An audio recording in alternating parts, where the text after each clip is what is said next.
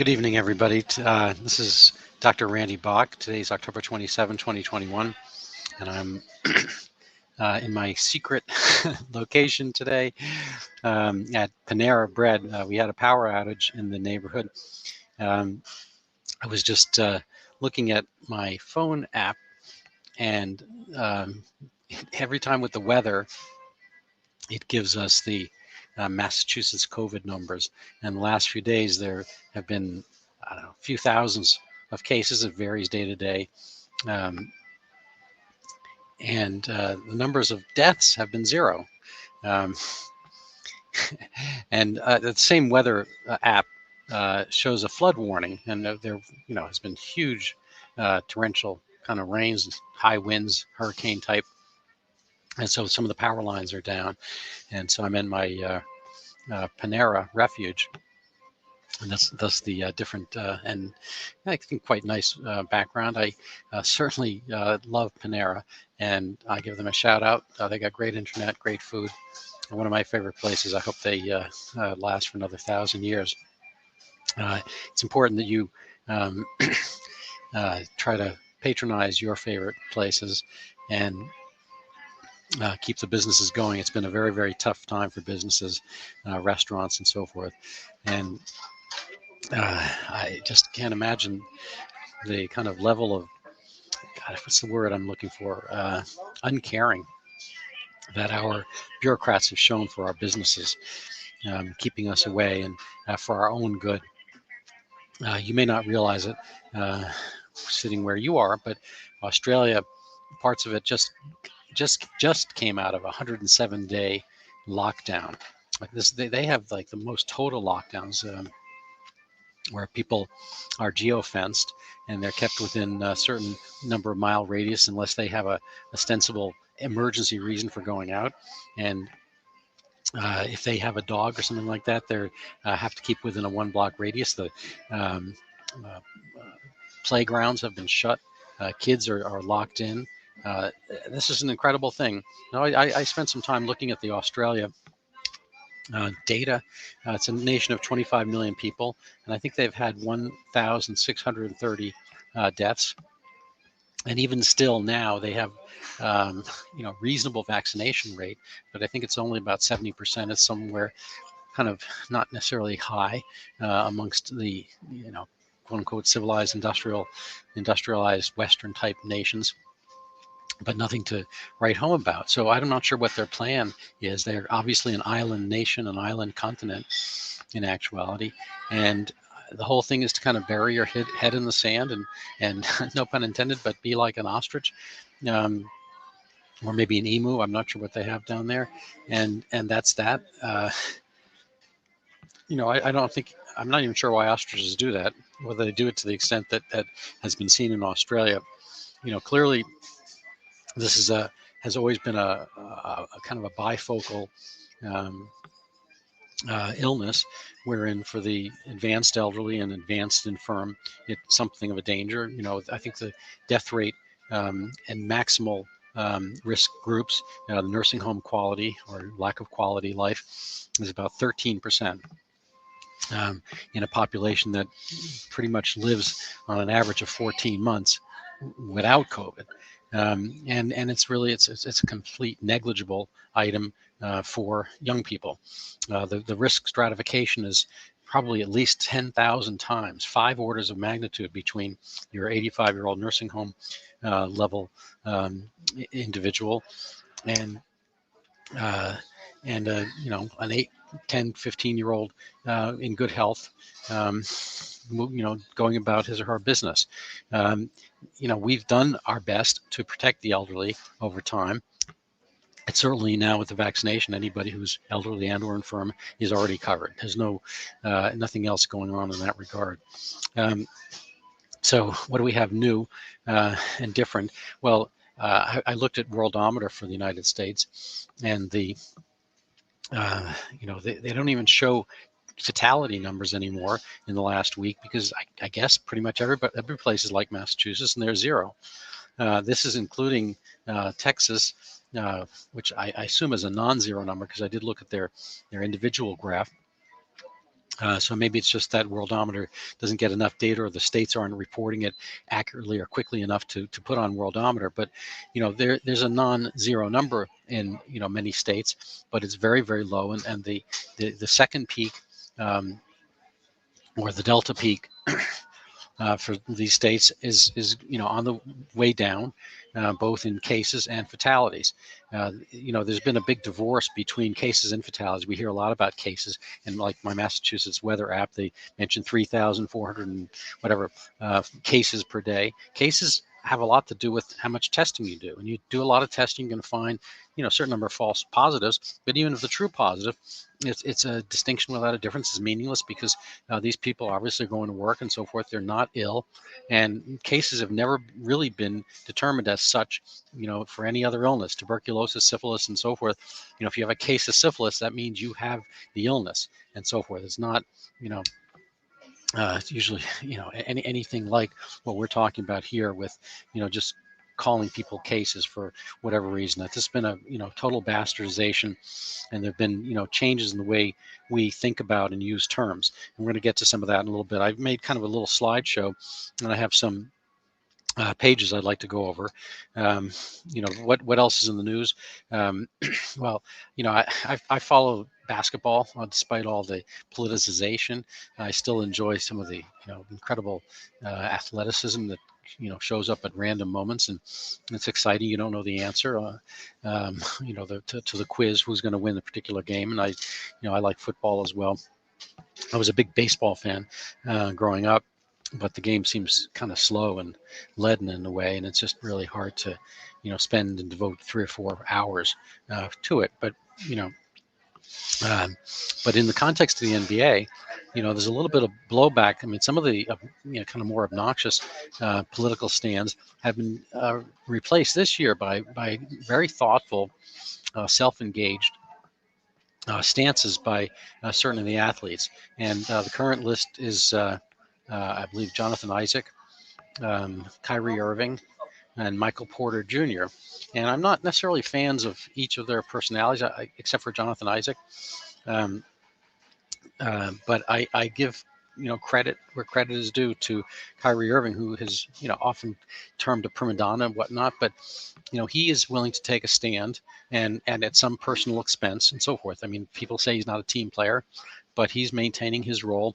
And it's not even, I think everyone seems to, all the sportscasters and whatnot seem to miss the point that he is a reasonable team player. Michael Porter Jr. has the same exact stance, but he plays in Denver, and Denver is not doing what New York City is doing. And Jonathan Isaac, ditto, he's playing in Orlando, and they're not doing what the Brooklyn Nets have to put up with. And that's really only because of Mayor de Blasio, who doesn't really get mentioned in this context for, having his essential, kind of, back to the future lockdown kind of thing with a vaccine passport that excludes, people who, for whatever reason, including youth and mistrust of government or vaccines, whatever, and I think a lot of that can be valid, are not dealing with this, and so it's not really Kyrie Irving. It's the fact that Brooklyn Nets are New York City, and Brooklyn's part of New York City since 1898. It needn't be forever. But that's what they're dealing with. So I think that people who are focusing on Kyrie Irving are missing the point here, because Kyrie Irving's equivalent is playing on Denver and Orlando, and I think Bradley Beal in Washington D.C. itself, and those people are not getting popularized. It's just in the context of New York's rather absurd vaccine passport mandates that people can't enter a building, whether it's private or public, I guess, and carry on unless they have masks on and a vaccine passport. And this is all really rather crazy. Let's see what I have in store for us on our magical pathway through the internet. So this is COVID Australia. Sydney celebrates, Sydney the city, this case, not the individual, celebrates the end of a 107-day lockdown. And this is celebrating here. I find this actually kind of a sad celebration. How is the beer going to get in their faces? They have to wear masks. Sorry about that. In order to in order to celebrate. I mean, with beer. And this is a really lonely place. Look at the population of this bar. It's pretty staged. I don't know what the deal is. Midnight rush and so forth.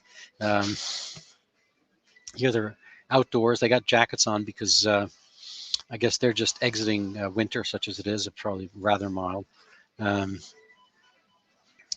uh, People are lining up to get haircuts, I guess. That looks like he's being arrested, but I guess not.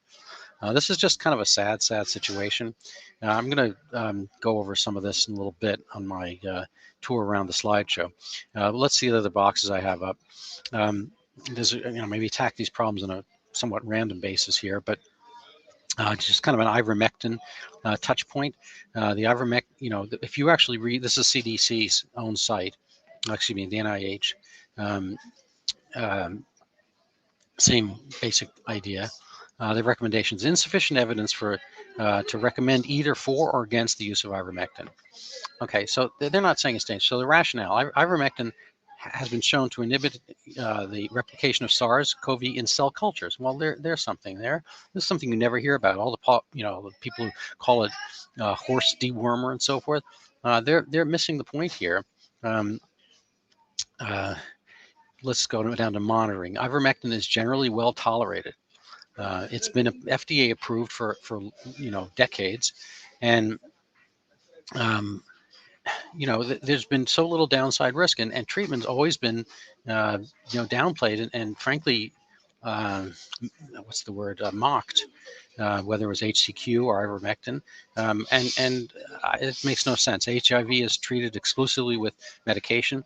The force and power with which people are recommending vaccination for children who don't have issues and so forth, when treatment is potential for the rare cases where people have problems. Ivermectin, is an antiparasitic, but it has other antibiotic effects. It works on I think it has an anti-lysosomal effect, but there's some of the mechanisms are listed here. So it has had some work against viruses that cause dengue, so these flaviviruses. So it's not impossible that it works. I'm not saying it does work. There are various studies that are kind of indicating that it has some efficacy, but the virulence with which the government has gone after ivermectin is absurd. And so other places on Earth, like India, when they had the Delta strain, which was just their version of COVID last spring, there was a high use of ivermectin. I'm not saying that cured India, but it certainly didn't necessarily hurt. So here's some, I'm going to, probably good news. Nebraska, this is last week, Attorney General says doctors can legally prescribe ivermectin, HCQ, for COVID, and calls out the FDA, CDC, Fauci, media for fueling confusion and misinformation. So this is a plus. It shouldn't have taken this long. In the entire year where there were no vaccines in 2020, this is good. I don't know where this Attorney General was last year. Probably hiding his head a little bit and didn't want to bounce up and be whack-a-mole. But I'm happy that there is a few random spots of bravery on the globe, at least in the United States. What else do we have? There are some other potential treatments. This is from Israel. This is Enovid, a nasal spray to protect against viruses. I'm not saying it works, but at least people are thinking about this, and there's no real reason necessarily not to.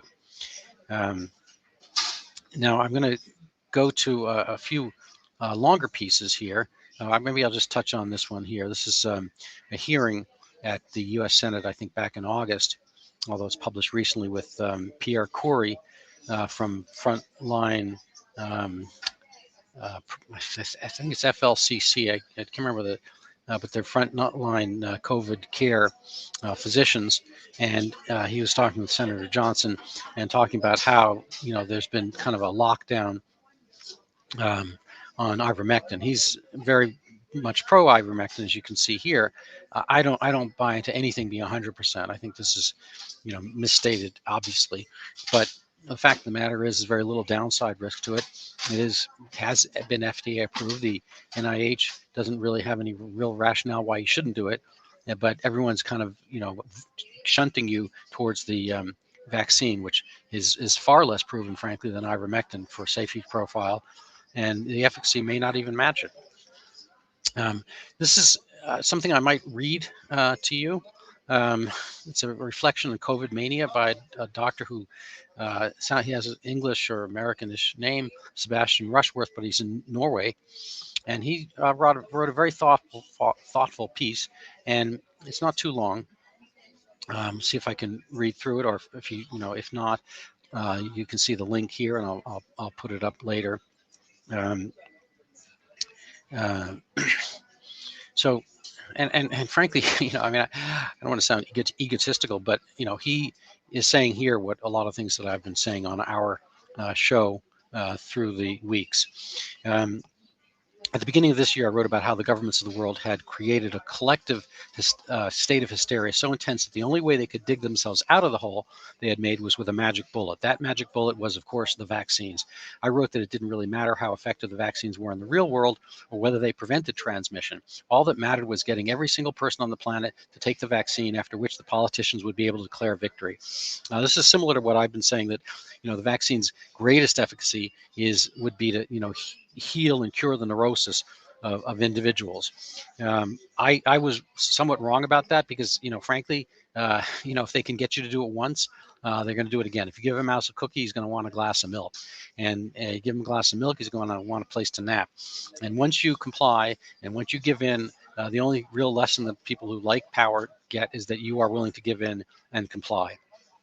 It's now 8 months later. We can conclude that the prediction has come to pass. Many Western countries, and maybe this is probably too long to read, so I recommend you go through this. He talks about the various strains. Let's see. As autumn come along, cases and death have started to rise again in many places, in part due to the seasonal effect. Temperature, lower temperatures actually make you more susceptible to colds, which is not a shock. And coronavirus is a common cold, basically. Due to the arrival of even more infectious Delta variants, so forth. It seems that the doctors and experts who appear on TV and who drive public policy have completely forgotten how evolution works. So he brings up something here where there's going to be, if you vaccinate against a certain version, you're going to get something else. Antibiotics are resistant. So let's see what he says here. Now, let's take bacteria as an analogy. Bacteria develop resistance to antibiotics when we use antibiotics too generously. Indiscriminate use of antibiotics puts evolutionary pressure on bacteria to develop resistance, since that's the only way they can survive in the antibiotic-saturated environment. Yet now we're supposed to believe that the opposite is true for viruses. They apparently develop a resistance when we underuse vaccines. We're suddenly supposed to believe that up is down and down is up. So he's pointing out that developing herd immunity without vaccine, for instance, amongst children and young and healthy, is going to give a better protection than vaccinating against one particular piece of the vaccine. The ancestral version spike protein, because all that's going to do is basically, in a sense, teach the virus to produce the same virus, but without that spike protein looking the way it did for the ancestral vaccine. So it's a very similar and simple analogy. If vaccines can be adaptable over time, which of course they can, given the mRNA technology, then you might attack something else. But all we're really doing is, in a sense, grooming or breeding out the vaccines that are susceptible to the vaccine, and all you're going to get is viruses that are not. So it's a little bit like the resistance. Now let's see if we can go over his thing here. We now see an obsession with vaccinating everyone that can only be described as pathological. The tone taken towards those people who have so far chosen not to be vaccinated is derogatory and dehumanizing to the extreme. They're portrayed as anti-vaxxers, which again I think is an absurdity, because if you don't want a vaccine for a 9-year-old, that doesn't mean you wouldn't want, I don't know, a hepatitis vaccine for somebody, who's a plumber. There are different circumstances. If you are blind to the differences between different things, then you are blind, so forth. So no effort is made to listen to their real arguments, such as the vaccine has not been shown to be less risky than the disease for healthy young people, or that it's hard to trust data from pharmaceutical companies and drug regulators when they've been repeatedly caught lying and hiding data in the past. and or making money from this, mind you, whether the vaccine is still only a year old, there's no long-term data follow-up. These very valid arguments are portrayed as ridiculous, outlandish, and dumb when they're anything but. And so he talks about some of the danger of the vaccines. It's hard to maintain faith in science when it's so willfully distorted to accord with a political agenda, and when so many doctors and scientists so happily go along with what is handed down from on high. And talks about censorship. Clearly, the journals are engaging in politically motivated censorship. This is really sad. Where I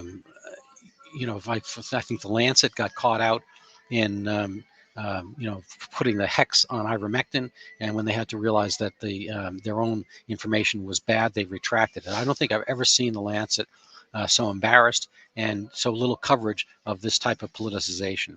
Let's see. I will end on a positive note, though. The Delta variant ravaged through India in a few months last spring, and the population went from 20 to 7% with antibodies. 50%, that's not the positive part. This is. Since then, the case rates have remained low, even as autumn arrived. That in spite of the fact that only around 15% of the population has currently been vaccinated. So this is a point that I've gone over many times, that Delta is not that bad a thing in and of itself. India had pretty much, it's the India strain, Delta, and they're India, so they had this thing, and they got over it without vaccination, and it's just a regular human thing. And so, your herd immunity takes care of this. That's it. Boom, plain and simple.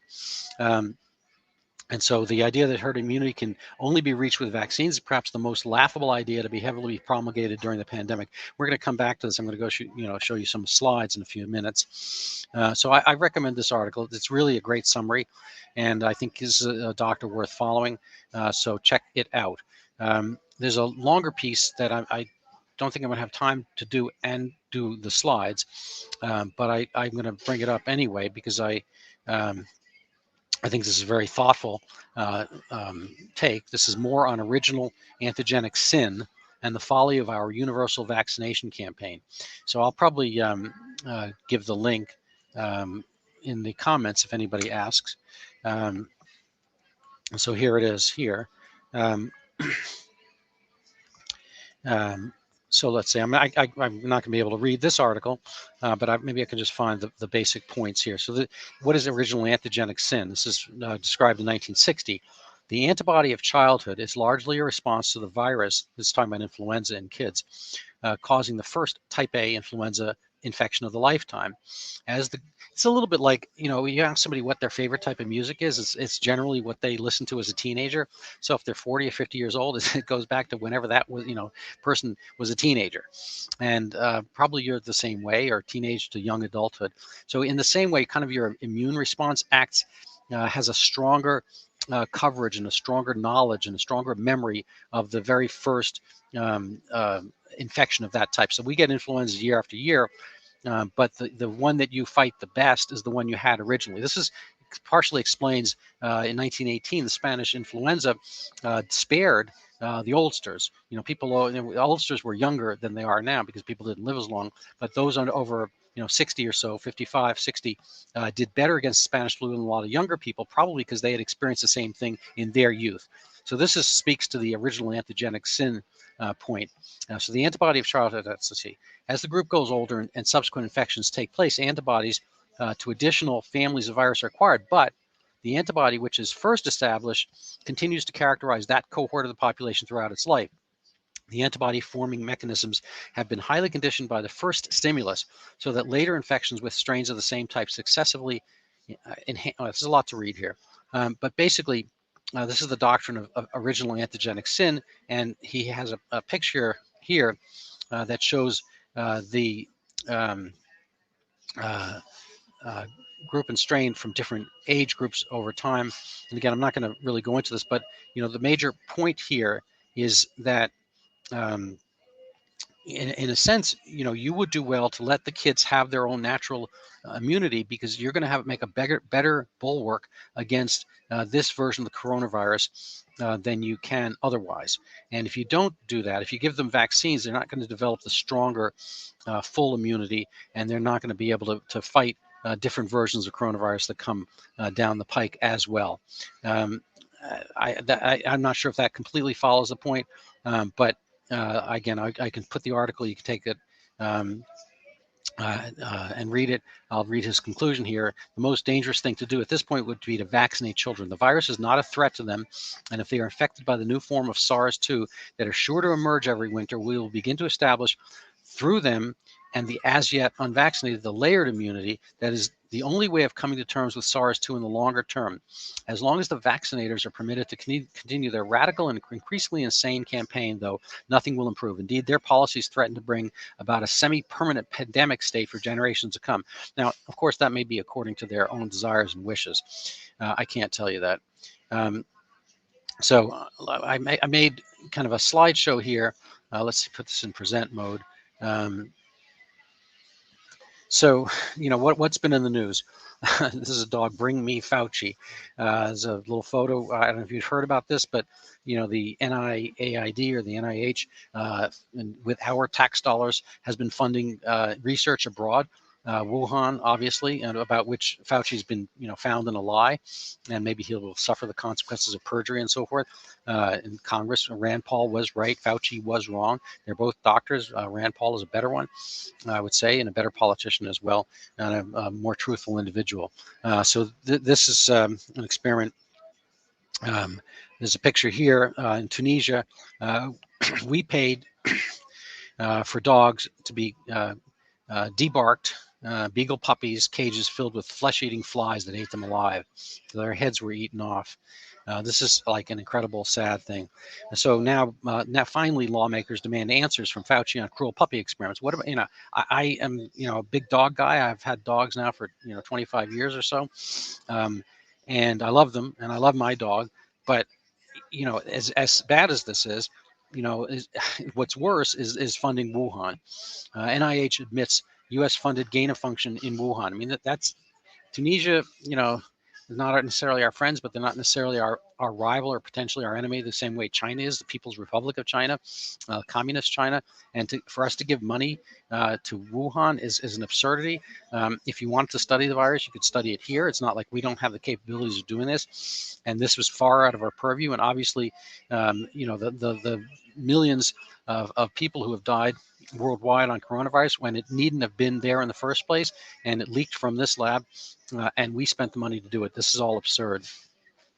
I've got these slides, not perfect order, but getting back to the NBA theme, these players have either had the virus or had the vaccine or both. This is players sitting on the bench, and they're wearing masks. This is getting back to Michael Porter I mentioned earlier. His reason. It's just laying off it for now. I'm not against the vaccine. What I'm against is not allowing other people to have a choice, or other people trying to force it on other people. And we don't have many years of data, so forth. Very intelligent answer, frankly, and I respect this. This was the same basketball game I was watching, the Celtics Hornets, and this is this guy named Steve Martin, not comedian. He's their previous broadcaster. This woman's not wearing a mask. He is wearing a mask. It kind of flops up and down, almost like a cartoon. And here he is talking. He's older. He's wearing the mask. She's obviously not wearing one. Why is he wearing one? I assume he is vaccinated. What is he doing with this? I have no idea. This is the absurdity of what we're coming across. This picture I just took on the street. Her window's open. Whoops. Her window is open, and here she is doing what? I don't know. She has nobody else in her car. She's by herself. It's a nice day. She's got the mask on. Well, good luck. This was at a luxury movie theater, and we went to see the James Bond movie, and it was really nice that a bunch of people got out. We had to wear the masks theoretically in the lobby. I did not. I've been into a variety of box retail stores and whatnot, and nobody really stops you. I think everyone gets the absurdity of all this. But here in the audience after the movie, I just took a quick scan, and some couples are wearing it as couples. There's a couple that half of which is wearing it. Some people are not wearing it, and so forth. You got the whole variety. I don't know if you can see the bottom of this slide. There I fixed it. No more global warming. So if masks work, Obviously, they should stop fumes. We should put them on everything. This one's not really a COVID cartoon. Ladies and gentlemen, the flight attendant will be serving complimentary social welfare programs during the duration of this flight. But so the United States has bigger problems, my point, and we're still obsessing over the vaccine, over this. This is yesterday's problem, and we're dealing, we have other bigger problems: supply chain, inflation, it's not things missing from the shelves, civil liberties disappearing, and we're worrying about masks. Let's see. Uh, so speaking on the airplane point, there's other good news here. A federal judge blocks United Airlines from imposing employee vaccine mandate. This is kind of a legal term. I mean, a legal point here. The federal government has no business making individual mandates for states and so forth. They have nothing in the Constitution that allows the federal government to do this type of thing, and so they laid it off on the employers. And fortunately, some judges are fighting back against this. It shouldn't be the judges that fight. It shouldn't, but this is kind of where we are in the bureaucratic state. These are the little weather app things I mentioned. The problem we're having, frankly, is a bigger problem with the flood. As I mentioned, our electricity went out. This case is here. Deaths 0 through the days. Flood watch. I would be paying more attention to this. If I were the app, I'd get rid of this stuff. This is pointless. So this is, kind of a tour around next to Australia is New Zealand. The Prime Minister of New Zealand proudly admits she has created two classes of people, the vaccinated and the unvaccinated. You have all these rights if you are vaccinated. Dr. David Samadi, I said from day one that this would happen. What I didn't expect, they'd be openly bragging about doing it. And this is from Edward Snowden's autobiography or polemic book. He's talking about I guess the Patriot Act and whatnot, to the war against terror. It would turn blank into a permanent danger that required permanent vigilance enforced by unquestionable authority. So that was the Patriot Act. A lot of that has been transmuted or mutated, to use a viral term, into the COVID battle. It is generally speaking kind of a battle between the elites and the people who want to rule, and the people who have other things and they're too busy to figure out how they're being ruled and misruled. So what we have here, the same demonstration of the same problem and issue, which I think requires your being vigilant about this, and you're paying attention, you're spreading this word and sharing this video and so forth, is that you can either be analyzing the facts or following the narrative. And if you can deal with this kind of screaming at you, I think you can get by.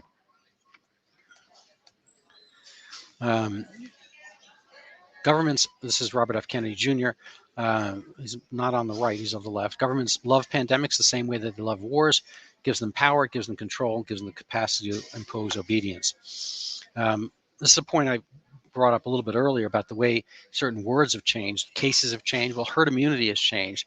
And this is something to look at. This is from, I believe this is the WHO, the way they have changed their use of the term herd immunity. Here, it's a concept used for vaccination. This is not true. That's not true at all.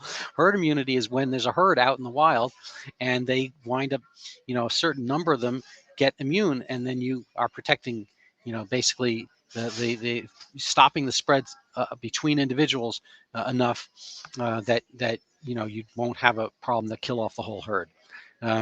This is some of the, the same generation that when young, the baby boomers who are kind of, I guess, aging out of the newspapers and so forth, they've left their mark in a sense. When they were young, it was question authority. Now it's questioning authority has become too much of a good thing, and it's killing people. New York Times. Don't go down the rabbit hole. So don't do this critical thinking. You must not do your own research when it comes to science. Well, it depends. It depends how good or bad the science was. I've got just a minute to go here. So what else? Oh, I got to meet Charlie Baker at a political event recently, and he's very, physically fit guy. He's in his early 60s. He's about 6'4" or 5", tall. He looks great, and he feels great. You can tell this. I showed him this picture of a boy that I saw on the street leaving middle school, 75 degrees. He's overclothed. He's overburdened. I don't know why I carry all his books, and he's masked. This is, compare these two poses. Here's a happy guy. This guy, I don't know him. I didn't talk with him, I didn't stop. I was in my car. I just happened to be driving by. Seems to be the opposite. This is somebody who's has his freedoms and can make the rules. Here's somebody who has to follow them and doesn't understand them. I don't know if there's a better picture that shows our elites versus our people. Maybe you could copy this and share this. I showed him this cartoon as well. He took a laugh at this. This is your restaurant paradigm. You walk into the restaurant, the viruses are up there. You're sitting down, the virus is going to go over your head, so you don't have to wear a mask. This is the absurdity of it. You have to stand up for this kind of stuff. No mask, no jab, and she is still healthy. Do we need any more evidence of witchcraft? This could be Dr. Fauci. It looks a little bit like him. I like that one. Let's see. Name a product that blames its failure on those who don't use it. Vaccines. So I'm going to kind of breeze through the rest of these. This is from Dr. Malone. I've been told that they're going to try to get relabel the vaccine with a different name. Because the military can't be forced to take unlicensed vaccines. So they're doing an end around that. And then secondarily, he notes this, the White House has a plan to quickly vaccinate 28 million children. Absurd, crazy, dangerous, pointless. And this is really what it comes down to, this cartoon. There's no emergency in kids when it comes to COVID. So how can they grant an emergency use authorization? This is related to the news here. The FDA panel voted 17-0 in favor of authorizing vaccine for emergency use in children 5 to 10. So getting back to the other one. So this is people here living in fear with mRNA boosters, the elderly and whatnot, and they have been using kids as their shields in various ways for absurd reasons. The kids don't need the masks. The kids don't need the vaccines. The kids don't, they do stand as basic protection for the elderly. And, mind you, they're the ones who, as they age in another 10 years, can be taking care of them. But we've become backwards. It should be, the adults protecting the children, not the children protecting the adults. This is maybe another great cartoon that you could post or repost. This talks about Israel. It's kind of, they made a Faustian bargain with Pfizer to get a lot of the vaccine. And, they're really pushing it hard. So they got it early, and I think they owe to the vaccine makers. This is unrelated. This is a Harvard article I posted. I got this torn down by Facebook. It's not going against any community standards. Talk about the Harvard Club lost a class action suit, and this got censored. I've had a lot of things on Viral Conversation that have gotten effectively censored, pulled. Censorship is the tool used when the lie loses its power. So you have to be that power one. This is one of the things I got pulled down. It was just a screen capture that the reviewers loved the movie Fauci, and the audience hated it. This got pulled down on Facebook, and I'm unaware of any people in history who have successfully complied their way out of tyranny. So a few other memes. Plato, you might have heard of that guy. I love his clay when I was a kid. I used to think Play-Doh was Plato. This is pretty much apt about maybe blurry. I'm just following this guy. Ruling class is the science. So when you always hear the scientists are applying, that's where are they getting their money? So a lot of times you can influence somebody, and then we're getting these mandates.